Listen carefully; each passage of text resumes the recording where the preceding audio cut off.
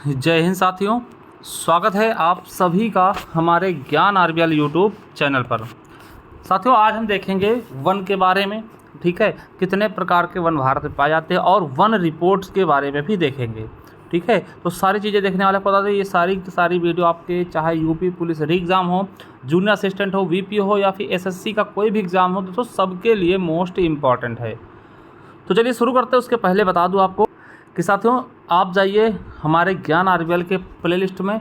जैसे ही जाएंगे दोस्तों, आपको देखिए भूगोल की हमने एक एक क्रम में लगा दी है सारी वीडियो। तो जा करके जियोग्राफी की क्लासेस देख लीजिएगा प्लेलिस्ट में। और संपूर्ण इतिहास हमने पढ़ा है, मात्र 30 वीडियो में पूरा इतिहास समाप्त कर दे। तो जा करके आप इतिहास भी एक बार अच्छे से पढ़ सकते हैं। इसके अलावा स्टैटिक जी के दोस्तों उत्तर प्रदेश पुलिस की दोस्तों रामबाण क्लास होंगी। इसमें आपको बता दें पूरा का पूरा स्ट्रेटेजी के पेपर फंसाया हुआ था, तो जा करके देख सकते हैं। 1,80,000 बच्चों ने पहले से देख रखा। इसके अलावा संपूर्ण हिंदी हमने पढ़ा रखी है, किसी भी एग्जाम्स के लिए जा करके देख सकते हैं। और साथियों, जो पढ़ा रहे हैं, अगर इसकी पीडीएफ चाहिए दोस्तों, तो आप जाइए हमारे ज्ञान आरबीएल ऐप को डाउनलोड कर लीजिएगा।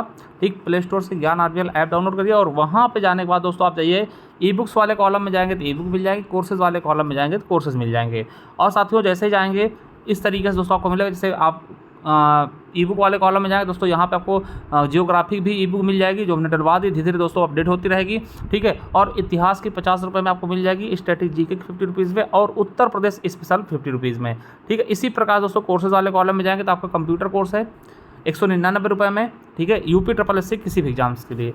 और ये दोस्तों सफलता बैच है, सफलता 2.0 बैच है। जूनियर असिस्टेंट 5512 पदों के लिए, 5512 पदों के लिए आपको पता है दोस्तों 399 रुपये, वही दोस्तों छूट चल रही 499 रुपये का बैच है। ठीक है, तो जाइए ज्ञान आरबीएल ऐप को डाउनलोड करिए और वहाँ से दोस्तों सारी क्लासेस का एंजॉय करिए। चलिए शुरू करते हैं वीडियो को। तो साथियों, चलिए देखते हैं आज वन के बारे में देखेंगे, वन रिपोर्ट के बारे में देखेंगे। चलिए देखिए, सबसे पहली बात क्या है दोस्तों, वन की बात करते हैं तो अंतर्राष्ट्रीय वन दिवस की बात करते हैं। कब होता है दोस्तों, तो आपको पता है अंतर्राष्ट्रीय वन दिवस दोस्तों 21 मार्च को मनाया था। कब मनाया जाता है? 21 मार्च को अंतर्राष्ट्रीय वन दिवस के रूप में मनाया जाता है। ठीक है, और दोस्तों इसका थीम क्या है 2024 में? तो वन दिवस या फिर विश्व वानिकी दिवस का थीम क्या है? वन और नवाचार, बेहतर दुनिया के लिए नए समाधान। दोस्तों ये क्या है? वन का दोस्तों क्या है? अंतर्राष्ट्रीय वन दिवस का क्या है? थीम है 2024 का। बात कर लेते हैं, देखिए वन से संबंधित है पर्यावरण, और पर्यावरण दिवस दोस्तों हम 5 जून को मनाते हैं, और 5 जून को मनाते हैं पर्यावरण दिवस। देखिए 21 मार्च को हम वन दिवस मनाते हैं, 5 जून को पर्यावरण दिवस मनाते हैं। और दोस्तों पर्यावरण दिवस की थीम क्या है 2024 में? क्या है? भूमि बहाली, मरुस्थलीकरण और सूखा लचीलापन। ठीक है, और इसकी मेजबानी कौन करेगा? किसने किया दोस्तों? पर्यावरण दिवस 2024 की मेजबानी किसने किया? सऊदी अरब ने। ठीक है, चलिए। और दोस्तों आपको याद रखना है कि भारत में पहला वन सम्मेलन 2011 में आयोजित किया गया था, जिसकी विषय वस्तु क्या थी? बदलती दुनिया में वन। यानी कि भारत में पहला वन सम्मेलन कब आयोजित किया गया? 2011 में। और याद रखना दोस्तों कि संयुक्त राष्ट्र महासभा द्वारा 2011 को, यानी वर्ष 2011 को अंतर्राष्ट्रीय वन वर्ष घोषित किया गया। याद रखेंगे, इंपॉर्टेंट है। ठीक है, अंतर्राष्ट्रीय वन वर्ष कब घोषित किया गया? 2011 को। और जुलाई के प्रथम सप्ताह में दोस्तों वन महोत्सव मनाया जाता है। ठीक है, और दोस्तों याद रखेंगे, ये क्वेश्चन भी आपको याद रखना है। ठीक है, कि 2023 में किस रूप में मनाया गया है? तो 2023 को किस रूप में मनाया गया? तो अंतर्राष्ट्रीय बाजरा दिवस। ठीक है, सॉरी वर्ष दिवस नहीं, वर्ष है ना, पूरे वर्ष को मनाते हैं उस तरीके से। तो आपसे पूछेगा अंतर्राष्ट्रीय मतलब कि 2023 को किस अंतर्राष्ट्रीय दिवस के रूप में वर्ष के रूप में मनाया गया है?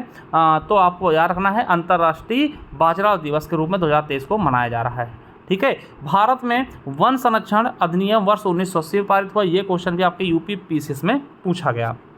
चलिए अब दोस्तों वन नीति की बात कर लेते हैं। अगर मैं वन नीति की बात करूं मेरे दोस्तों, तो याद रखेंगे वन नीति के बारे में अगर मैं बात करूं तो याद रखना, आपको थोड़ा सा छोटा कर लूं। ठीक है, क्या है? तो राष्ट्रीय वन नीति की बात करते हैं। देखिए ब्रिटिश शासित भारत में क्या, जब ब्रिटिश का दोस्तों हमारे ऊपर क्या था? प्रभुत्व था। तो ब्रिटिश शासित भारत में सन 1855 में डलहौजी, आपको जानते होंगे दोस्तों, हड़प नीति वाला ये डलहौजी है। क्या? हड़प नीति वाला ये डलहौजी है। डलहौजी ने पूरे देश में वनों के संरक्षण हेतु नियम बनाए। देखिए इसने क्या किया, 1855 के आसपास लॉर्ड डलहौजी ने मतलब कि वन संरक्षण के लिए कुछ नियम बना दिए, ठीक है। और इसी के तहत जो ये नियम थे, इसी के तहत सन 1865-1878 में वन अधिनियम का भी निर्माण कर दिया गया, ठीक है। तो याद रखेंगे सबसे पहले प्रयास किसने किया, तो लॉर्ड डलहौजी द्वारा। वही डलहौजी है जिसके समय में दोस्तों रेल चली थी, रेल सेवा भी शुरू हुई थी, ठीक है। चलिए अब बात करते हैं राष्ट्रीय वन नीति 1894। क्या राष्ट्रीय वन नीति 1894 के बारे में बात करते हैं दोस्तों। इस समय सन 1894 में लॉर्ड एल्गिन द्वितीय वायसराय थे भारत के, और आपको बता दें कि सरकार ने पहली बार राष्ट्रीय वन नीति की घोषणा की थी, कब, 1894 में। और इसके अलावा दोस्तों घोषणा तो कर दी, इसके अंतर्गत क्या किया, तो एक विकास समिति और सभी प्रांतों में वन विभागों की स्थापना कर दी, यानी हर एक प्रांत में वन विभाग की भी स्थापना कर दी, कब, 1894 में, ठीक है। चलिए अब दोस्तों यहाँ से आपके लिए इम्पॉर्टेंट है राष्ट्रीय वन नीति 1952।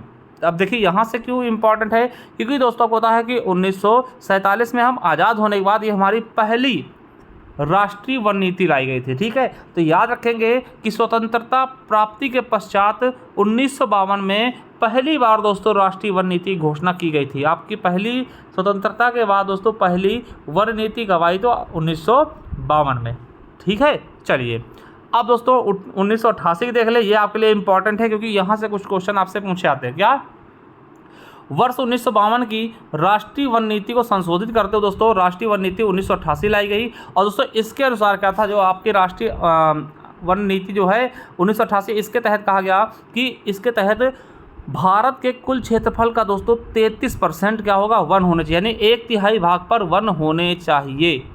समझ गए, ये क्वेश्चन आपके लिए इंपॉर्टेंट है, ये क्वेश्चन पूछा भी गया था आपके दोस्तों वन दरोगा में, ठीक है। कितने परसेंट होना चाहिए, 1/3 या फिर 33% पर, ठीक है। चलिए अब साथियों देखते हैं कि भारत वन स्थित रिपोर्ट यानी ISFR, क्या ISFR, ठीक है, इसके अनुसार दोस्तों यानी इंडियन, ठीक है, याद रखिएगा। तो इसके बारे में देखेंगे तो देखिए भारत वन स्थित रिपोर्ट भारत सरकार के पर्यावरण एवं वन और जलवायु परिवर्तन मंत्रालय के तहत दोस्तों FSI यानी भारतीय वन सर्वेक्षण द्वारा प्रत्येक 2 वर्ष में दोस्तों इनकी रिपोर्ट जारी की जाती है। यानी कि जो रिपोर्ट है भारतीय वन स्थित रिपोर्ट कब जारी होती है दोस्तों, प्रत्येक 2 साल में। कब, प्रत्येक 2 साल में। और सबसे पहले कब प्रकाशित हुआ, 1987 में, ठीक है। चलिए अब दोस्तों आपको जो 17वीं रिपोर्ट है इसके बारे में बताते हैं। कब आई 17वीं रिपोर्ट, तो दोस्तों भारत की वर्तमान वनावरण स्थिति क्या है इसके बारे में बात करेंगे 17वीं रिपोर्ट के हिसाब से। देखिए हर 2 साल में आती है, ठीक। 17वीं रिपोर्ट कब आई, 2021 में। तो अब देखिए आपके दिमाग में एक चीज़ और आ रहा होगा, तो सर देखिए 17वीं तो आई 2021 में, तो आप 18वीं पढ़ाइए ना, 18वीं कब आएगी, तो 2023 में। देखिए अभी दोस्तों 2023 वाली आई नहीं है, नहीं तो मैं यही पढ़ाता, तो अभी आपको 21 वाला ही पढ़ना पड़ेगा क्योंकि अभी दोस्तों 2023 वाली रिपोर्ट आई नहीं, 18वीं रिपोर्ट आपकी आई नहीं। तो चलिए 2017वीं रिपोर्ट ही पढ़ते 2021 वाली, ठीक है। अभी 2024 हो चुका है और अभी 23 वाली रिपोर्ट नहीं आई है, ठीक है। चलिए तो भारत में वर्तमान वनावरण स्थिति, देखिए क्वेश्चन में आएंगे तो इसी से आएंगे, ठीक है। तो चलिए 17वीं रिपोर्ट के अनुसार 2021 के अनुसार कैसी स्थिति है, तो भारत में वनों का प्रतिशत कितना दोस्तों, 21.71%। भारत में वनों का परसेंटेज कितना है, 21.71%। और वृक्षों का देखिए आपने देखा होगा गांव में कहीं एक वृक्ष इधर होता है, एक वृक्ष इधर होता है, एक वृक्ष इधर होता है, ठीक। जो वन होता है देखिए वन में तो पूरे वृक्ष ही वृक्ष होंगे, मगर गांव में भी दोस्तों आपको पता है कि यहाँ एक वृक्ष लगा दिया, कहीं खेत में एक वृक्ष इधर है, तो उनको लें तो दोस्तों वृक्षों का कितना परसेंट है, तो 2.91%। अगर हम वन और वृक्ष दोनों को मिला दें, क्या कर लें, वन और वृक्ष दोनों को मिला दें, तब कितना हो जाएगा, 24.62% है दोस्तों, ठीक है। आपसे पूछेगा वनों की स्थिति कितनी है, तो 21.71%। और टोटल दोस्तों मिला दें, वृक्ष और वन मिला दें तो 24.62%। आपको पता है 33% होना चाहिए, अभी भी कम है, ठीक है। चलिए वनावरण की बात कर ले, कितने वर्ग किलोमीटर में है, तो साथियों कितने वर्ग किलोमीटर में है, तो 7,13,789 वर्ग किलोमीटर में वन है, ठीक है, जो कि कितने परसेंट है, 21.71%। और वृक्ष कितने में है, तो 95,748 वर्ग किलोमीटर में। और कुल कितना है, तो 8,09,537 वर्ग किलोमीटर, ठीक है। तो ये चीज़ें आपको याद रखना है। अब आप कहेंगे सर कि देखिए ये हम 2021 का पढ़ रहे हैं, ठीक है, 2021 का रिपोर्ट पढ़ रहे हैं। इसके पहले कौन सा आया होगा? 2019 का आया होगा, बिल्कुल सही। तो क्या 2019 से 2021 में कुछ बढ़ा कि वन की ऐसे ही बातचीत चलती? हाँ भैया, रिपोर्ट के अनुसार कितनी वृद्धि हुई दोस्तों? तो दोस्तों 0.22% की वृद्धि हुई थी 2019 की अपेक्षा 21 में। यानी याद रखेंगे 2019 की रिपोर्ट की तुलना में वनावरण में 1540 वर्ग किलोमीटर यानी कि परसेंटेज में देखते तो 0.22% की वृद्धि दर्ज की गई थी। ठीक है, चलिए अब दोस्तों वो देख लेते हैं जहाँ पे सबसे ज़्यादा जंगल हैं। ठीक है, तो सर्वाधिक वनावरण क्षेत्र कौन से हैं? सर्वाधिक वनावरण क्षेत्रफल वाले राज्य कौन कौन से हैं? तो सबसे ज़्यादा वन कहाँ है? मध्य प्रदेश में। ठीक है, ये याद रखेंगे दोस्तों, बहुत इंपॉर्टेंट। सबसे ज़्यादा वन कहाँ है? आपके मध्य प्रदेश में। कितने वर्ग किलोमीटर है? 77,493 वर्ग किलोमीटर में आपका वन फैले कहाँ पे? मध्य प्रदेश। दूसरे नंबर पे अरुणाचल प्रदेश है, 66,431 वर्ग किलोमीटर फैला हुआ है। और तीसरे नंबर पे छत्तीसगढ़ है, 55,717 वर्ग किलोमीटर पे वन फैले हुए हैं। यानी क्षेत्रफल की बात करें तो सबसे ज़्यादा वन कहाँ है? एमपी में, है ना, एमपी। ठीक है, तो दोस्तों और फिर उसके बाद अरुणाचल प्रदेश है, फिर दोस्तों छत्तीसगढ़ में। ये चीज़ें मैंने बता दी। और सबसे कम वन कहाँ है? तो साथियों हरियाणा में 1603 वर्ग किलोमीटर दोस्तों हरियाणा में केवल और केवल वन है। फिर उसके बाद दोस्तों उससे थोड़ा सा ज़्यादा कहाँ है? पंजाब में है, 1847 वर्ग किलोमीटर। फिर दोस्तों उससे थोड़ा ज़्यादा कहाँ है? तो आपके गोवा में। यानी न्यूनतम की बात करते हैं तो सबसे कम कहाँ है? हरियाणा में। फिर कहाँ है? पंजाब में। फिर दोस्तों गोवा में। ठीक है, चलिए तो दोस्तों ये हो गया आपका क्षेत्रफल की दृष्टि से। यानी क्षेत्रफल की दृष्टि से आपसे पूछे सबसे ज़्यादा वन कहाँ है, तो आप क्या बताएंगे? मध्य प्रदेश। सबसे कम कहाँ है? हरियाणा। ठीक है, अब प्रतिशत में बात कर ले दोस्तों, तो प्रतिशत की बात कर सबसे ज़्यादा प्रतिशत वन कहाँ है? तो दोस्तों लक्षद्वीप में सबसे ज़्यादा परसेंट है। यानी अगर 100 किलोमीटर का लक्षद्वीप है तो 90 किलोमीटर में क्या है? केवल वन ही वन है। ठीक है, अगर देखिए क्वेश्चन क्या आएगा कि आपसे पूछ ले किस केंद्र शासित प्रदेश में सबसे ज़्यादा वनावरण है, तो लक्षद्वीप में। अगर पूछ ले किस राज्य में है, तो दोस्तों लक्षद्वीप नहीं बताएंगे क्योंकि लक्षद्वीप क्या केंद्र शासित प्रदेश है। तब आप मिजोरम को बताएंगे। मिजोरम में क्या है? 84.53%। ठीक है, तो राज्यों में सबसे पहला स्थान किसका है परसेंटेज में? तो दोस्तों मिजोरम का है, 84.53% यहाँ पे वन है। फिर दोस्तों अंडमान निकोबार का, और फिर दोस्तों अरुणाचल प्रदेश का। अगर आपसे पूछता है कि प्रतिशत में, है ना, प्रतिशत की दृष्टि से दोस्तों सबसे ज़्यादा वन कहाँ है, तो किसके पास है? अगर राज्य और केंद्र शासित प्रदेश दोनों पूछे तो लक्षद्वीप बता देंगे। अगर केंद्र शासित प्रदेश ना हो तो मिजोरम बता देंगे। ठीक है, चलिए आगे देखते हैं। न्यूनतम कहाँ परसेंटेज में? दोस्तों न्यूनतम में दोनों पे क्या है? हरियाणा ही है। चाहे आपसे क्षेत्रफल में पूछे न्यूनतम में, तो 3.6% दोस्तों वन कहाँ है? हरियाणा में है। ठीक है, अब दोस्तों सबसे ज़्यादा वृद्धि कहाँ हुई? देखिए 2019 की अपेक्षा 2021 के कितनी वृद्धि सबसे ज़्यादा हुई? सबसे ज़्यादा वृद्धि कहाँ हुई? तो सबसे ज़्यादा वृद्धि दोस्तों आंध्र प्रदेश में 647 वर्ग किलोमीटर की वृद्धि हुई। फिर उसके बाद तेलंगाना में 632 वर्ग किलोमीटर। और नुकसान कहाँ हुआ? मतलब कहाँ के जंगल कम पड़े सबसे ज़्यादा? तो दोस्तों अरुणाचल प्रदेश में नुकसान हुआ, जंगल काट लिए गए। कितने? 257 वर्ग किलोमीटर जंगल काटे गए। फिर मणिपुर में दोस्तों 249 वर्ग किलोमीटर जंगल काटे गए, यानी इनको सबसे ज़्यादा नुकसान हुआ है। ठीक है, चलिए अब बात करते हैं मैंग्रोव वन की। दोस्तों बहुत इंपॉर्टेंट है। मैंग्रोव वन पाए कहाँ थे? पश्चिम बंगाल में, गुजरात में, फिर दोस्तों अंडमान निकोबार में। अभी मैंग्रोव वन होते क्या, इनके बारे में चर्चा कर लूँगा, अभी आगे आपको पता चल जाएगा। ठीक है, तो क्षेत्रफल की दृष्टि से दोस्तों सबसे ज़्यादा मैंग्रोव वन कहाँ मिलते हैं? तो दोस्तों सुंदरवन के डेल्टा यानी आपको पश्चिम बंगाल में देखने को मिलेंगे। फिर गुजरात, फिर अंडमान निकोबार। ठीक है, तो ये दोस्तों आपने रिपोर्ट देख ली। अब देखते वनों के प्रकार। क्या दोस्तों? वनों के प्रकार देखते हैं। और दोस्तों यहाँ से क्वेश्चन आपके एग्जाम में बहुत पूछे आते हैं, और मैं आपको वो क्वेश्चन भी लगा के चलूँगा जो आपको समझ में आते रहेंगे। ठीक है, चलिए अब चलिए पहले बात करते हैं दोस्तों उष्णकटिबंधीय सदाबहार वन। क्या? उष्णकटिबंधीय सदाबहार वन। देखिए सदाबहार का मतलब यही होता है भैया 12 महीने आपके जंगल हरे भरे रहेंगे। आपने कभी देखा होगा, क्या देखा होगा कि भैया गांव में जो पेड़ होते हैं ना, जैसे आम का पेड़ देखते हैं, आम का पेड़ क्या देखते हैं कि भैया वो क्या करता ना, एक समय ऐसा तो गंजा हो जाता है। महुआ देखते हैं, महुआ पूरे पत्ते गिर जाएं, गंजा हो जाएगा, फिर नए किले जन्म लेते हैं। मगर दोस्तों इस वाले में सदाबहार वन में वो पेड़ आते हैं जो कभी गंजे नहीं होते, यानी कि हमेशा हरे भरे रहेंगे, पेड़ पत्ती गिरती रहेंगी और किले निकलते रहेंगे, एकदम से गंजे नहीं होंगे। तो साथियों सदाबहार वन किसको कहते हैं? जो हमेशा हरे भरे रहते हैं उनको हम सदाबहार वन कहते हैं। याद रखेंगे कि कहाँ होते हैं? जहाँ पर वर्षा ज़्यादा होगी और टेम्परेचर कम, है ना, ज़्यादा होगा। यानी कि जहाँ पर वर्षा 200 सेंटीमीटर से अधिक हो, यानी आप खुद ही देखेंगे दोस्तों, जहाँ पे ज़्यादा वर्षा होती है ना वहाँ पे वन भी, जंगल भी बहुत तेज़ी से बढ़ते हैं ना। तो जहाँ पे वर्षा सबसे ज़्यादा होती है दोस्तों, लगभग 200 सेंटीमीटर के आसपास, वहाँ दोस्तों सदाबहार वन होते हैं। और इन्हीं सदाबहार वन को हम क्या बोलते हैं, वर्षा वन भी बोलते हैं, क्योंकि वर्षा के कारण ये ज़्यादा हरे भरे होते हैं। और सर्वाधिक जैव विविधता इसी में पाई जाती है कि जहाँ हरे भरे जंगल ज़्यादा होंगे वहीं पर ज़्यादा पशु, जानवर, मछलियाँ, मतलब कि चिड़िया, ऐसी चीज़ें रहना पसंद करती है। ठीक है, क्षेत्र कौन कौन सा, तो दोस्तों पश्चिमी घाट, क्या साथियों, पश्चिमी घाट याद रखेंगे। देखिए जैसे हमारा ये भारत है दोस्तों, थोड़ा सा मैं बना नहीं पाता हूँ अच्छे से, तो ये थोड़ा सा आप फील करिएगा भारत की तरीके से, क्योंकि मैं कोशिश कर रहा हूँ, तो आप भी थोड़ा सा कोशिश कर सकते हैं ना, ऐसे ऐसे करके है।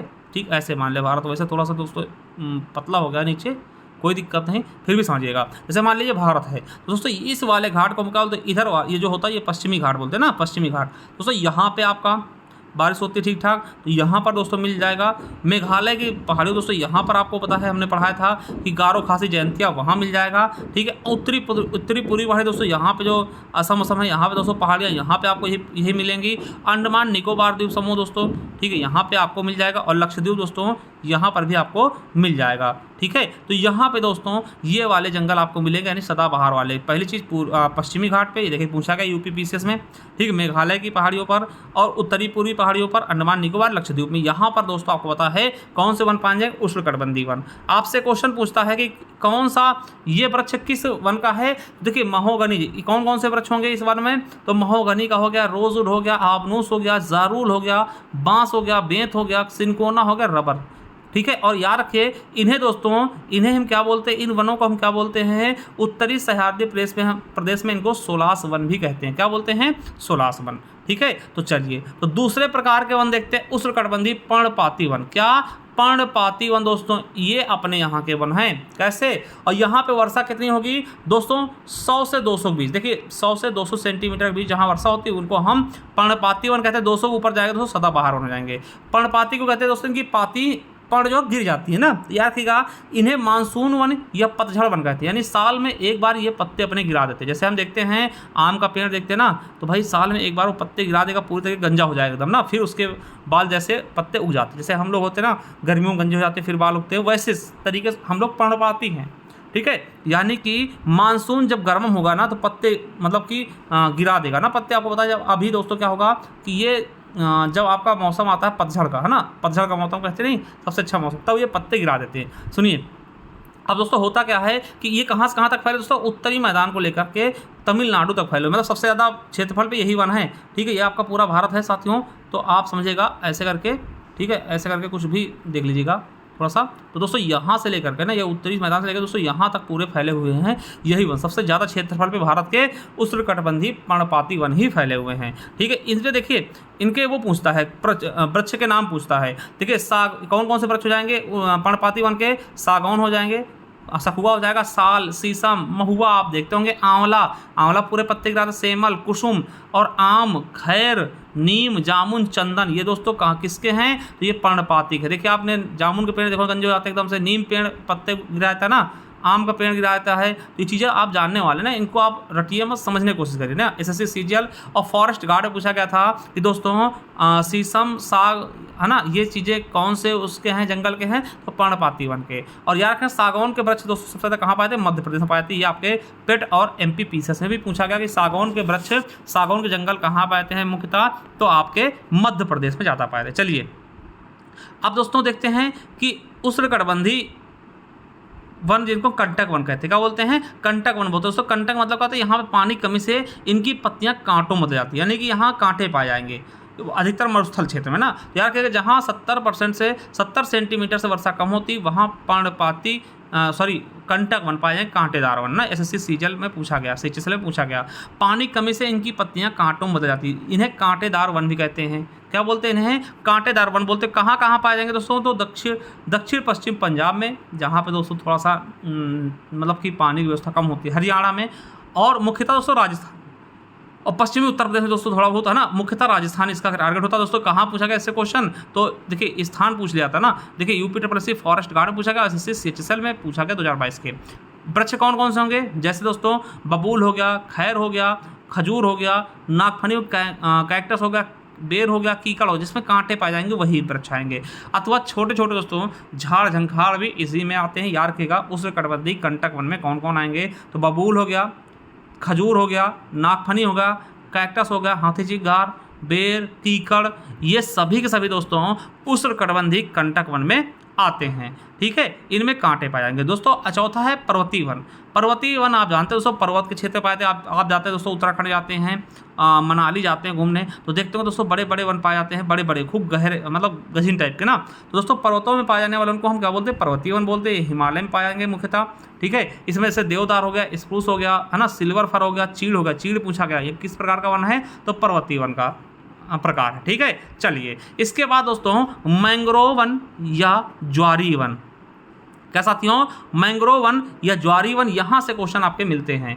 देखिए मैंग्रोव वन होता कहाँ है, देखिए यह कहाँ पाया जाता है दोस्तों, ये वो भाग पर मिलते हैं जहाँ दोस्तों नदियों का ताज़ा पानी, समुद्र के खारे पानी मिलता है। देखिए इधर से आपको पता है कि हमने बताया था क्या, दो नदियाँ आती हैं, दो नदियाँ आती हैं कौन कौन सी, एक दोस्तों ये आती है ब्रह्मपुत्र, क्या आती है, ब्रह्मपुत्र, जिसको हम बांग्लादेश में जमुना कहते हैं, जमुना बोलते हैं ना, हाँ। और इधर से दोस्तों गंगा आती है जिसको हम वहाँ पे पद्मा बोलते हैं, और यहाँ से मेघना बन जाती है, दोनों मेघना बन जाएंगी। और यहाँ मान लिया समुद्र है, ये दोस्तों समुद्र है, बंगाल खाड़ी है, यहाँ का पानी खारा और यहाँ का पानी मीठा, दोनों पानी जहाँ मिलते हैं दोस्तों, यहाँ पर जो पौधे होते हैं ना उनको हम मैंग्रोव वन बोलते हैं। यानी कि समझिएगा क्या कह रहा है कि यह वृक्ष जो हैं यह उस भाग पर मिलते हैं जहाँ नदियों का ताज़ा पानी और समुद्र का खारा जल मिलता है, जिसके परिणाम स्वरूप दोस्तों जलदली क्षेत्र होता है। वहीं पर दोस्तों मैंग्रोव वन या ज्वारी वन या डेल्टाई वन, ठीक है, इसे चाहे मैंग्रोव वन बोल लें, ज्वारी वन बोल लें, डेल्टाई वन बोल लें, सब कुछ यही है। ठीक है, तो याद रखेंगे ये दोस्तों वहीं पर मिलेंगे। ठीक है, और दोस्तों इन पेड़ पौधों की जड़ें क्या होती है, जल में डूबी रहती है।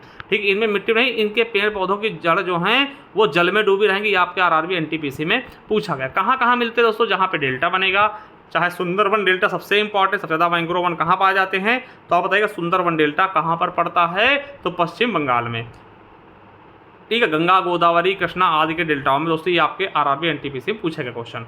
वृक्ष कौन कौन से होंगे सुंदरवन में जो पाए जाते हैं, मैंग्रोव वन हो गया, सुंदरी हो गया, कैजुरीना हो गया, केवड़ा हो गया, बेंदी हो गया, कोरिंगा हो गया, कोरिंगा पूछा गया एसएससी सीएचएसएल में। ठीक है, ये वृक्ष आपके मिलते हैं। तो आई हो दोस्तों वनों के बारे में भी आप अच्छे से जान गए होंगे। देखो एक क्वेश्चन आपको पूछा आता है कि वर्षा, देखिए समझिएगा अमेजन वर्षा वन को दोस्तों हम क्या बोलते हैं, पृथ्वी ग्रह के फेफड़े बोलते हैं, क्योंकि दोस्तों यहाँ दोस्तों यहीं से सबसे ज़्यादा ऑक्सीजन आपको मिलती है। ठीक है, ये पेट के पेपर में भी पूछा गया है। ठीक है, देखिए इस चीज़ों को आप अच्छे से समझ पाए होंगे आई होप। साथियों जाइए एक बार हमारे प्ले लिस्ट पर, वहाँ पर देखिएगा ये भूगोल की क्लासेस हैं, इतिहास की क्लासेस हैं और आपके स्ट्रैटेजी की क्लासेस, पूरी हिंदी पढ़ा दी, पढ़ लीजिए। और चाहिए आपको पीडीएफ दोस्तों हमारे ज्ञान आरबीएल ऐप पे जाइए, है ना, और ई बुक वाले कॉलम पे जाइए दोस्तों। यहाँ पर आपको मात्र 50 रुपीज़ में बहुत सारी पीडीएफ आपको मिल जाएगी, चाहे आपका इतिहास का हो, है ना, भूगोल का हो, ठीक, स्ट्रैटेजी के हो, उत्तर प्रदेश स्पेशल हो। इसका दोस्तों हमारा ये बैच है सफलता 2.0 बैच। अगर आप जुड़ना चाहते हैं, किसी भाई को जुड़ना है तो जुड़ सकता है। ज्ञान आरबीएल ऐप को डाउनलोड कर लीजिए और वहाँ जाकर के दोस्तों कोर्सेज वाले कॉलम में या फिर ई बुक वाले कॉलम में जाकर के दोस्तों ले सकते हैं। ठीक है, और ये सारी ई बुक दोस्तों आप बाहर निकाल के प्रिंट भी करवा सकते हैं। चलिए थैंक यू, धन्यवाद, मिलते हैं नेक्स्ट वीडियो, तब तक के लिए जय हिंद, जय भारत।